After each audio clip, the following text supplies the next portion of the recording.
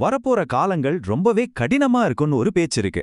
சரி, அப்படிப்பட்ட நேரத்திலயும் நம்மள பாதுகாக்க ஒரு தெய்வீக சத்தியம், ஒரு ப்ராமிஸ் இருக்குன்னு சொன்னா நம்புவீங்களா? ஆமாங்க.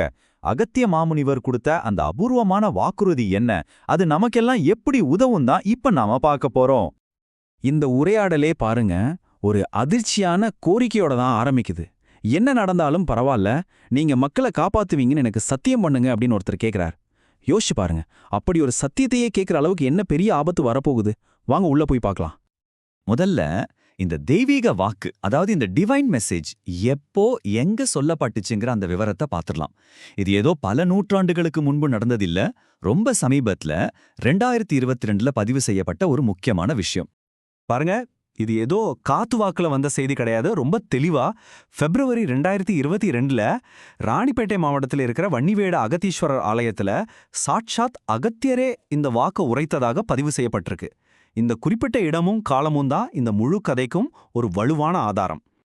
சரி, இப்போ அந்த உரையாடலோட இதய பகுதிக்கே வருவோம். ஒரு தலைவர் மக்கள் சார்பா அகத்தியர்கிட்ட ஒரு மன்றாடல வைக்கிறார். அவர் பேசும்போதே வரப்போற காலத்தை பத்தின ஒரு பெரிய கவலையும் ஒரு விதமான பயமும் அவர் பேச்சுல அப்படியே வெளிப்படுது. இது ஏதோ சாதாரண கவலை இல்லைங்க. இன்னும் கொஞ்ச வருஷத்துல இந்த கலியுகத்துல மக்கள் தாங்க முடியாத அளவுக்கு கஷ்டப்பட்டு அவதிப்பட்டு கடைசியில இறந்து போவாங்கன்னு ஒரு பகீர் தகவலை சொல்றார். இந்த பயங்கரமான எதிர்காலம்லாம் அவரை அப்படி ஒரு சத்தியத்தை கேட்க வைக்குது. ஆனா இந்த கோரிக்கைக்கு பின்னாடி இருக்கிறது வெறும் பயம் மட்டும் இல்ல, அசைக்க முடியாத நம்பிக்கையும் தான். நான் உங்களை மட்டும்தான் நம்பி இருக்கேன்னு அவர் சொல்றதுல அகத்தியர் மேல அவர் எவ்வளவு ஆழமான நம்பிக்கை வச்சிருக்காருன்னு தெரியுது. அந்த நம்பிக்கை தான் இப்படி ஒரு பெரிய சத்தியத்தை கேட்கிற தைரியத்தை கொடுக்குது. இது அவருக்கு வெறும் சந்தேகம் இல்ல, கலியுகத்துல ஒரு அழிவு காலம் வரப்போறது எனக்கு உறுதியா தெரியும்னு அடிச்சு சொல்றார். அதனாலதான் அவர் ஏதோ தற்காலிக பாதுகாப்பு கேட்கல, ஒரு நிரந்தரமான வாக்குறுதியை கேட்கிறார். இப்பதான் கதையோட முக்கியமான திருப்புமுனை வருது. ஒரு பக்கம் இவ்வளவு தீவிரமான நம்பிக்கையான ஒரு வேண்டுகோள், மறுபக்கம் அகத்தியரோட தெய்வீக சக்தி. இந்த ரெண்டு சந்திச்சப்போ என்ன நடந்திருக்கும்? அந்த சத்தியம் கொடுக்கப்பட்டதா இல்லையா? இது ஒரு இன்ட்ரெஸ்டிங்கான கேள்வி இல்லையா? இவ்வளவு ஆழமான நம்பிக்கையோட ஒருத்தர் கேட்கும்போது அகத்தியரோட பதில் என்னவா இருந்திருக்கும்? அவர் உடனே சரின்னு சொல்லிட்டாரா? இல்ல, அவர் உடனே ஒத்துக்கல.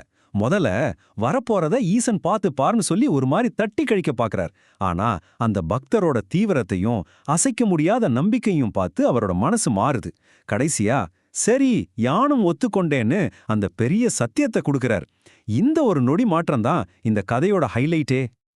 ஆக கடைசியில அந்த சத்தியம் கொடுக்கப்பட்டுடுச்சு. வரப்போற அந்த அழிவு காலத்துல மக்களை காப்பாத்துறதா அகத்தியரே வாக்குறுதி கொடுத்தாச்சு. பிரச்சனைக்கு ஒரு தீர்வு கிடைச்ச மாதிரி ஒரு உணர்வு. சரி, சத்தியம் தான் கொடுத்தாச்சு. ஆனா அந்த பாதுகாப்பு நமக்கு எப்படி கிடைக்கும்? அதுக்கு நாம என்ன பண்ணணும்?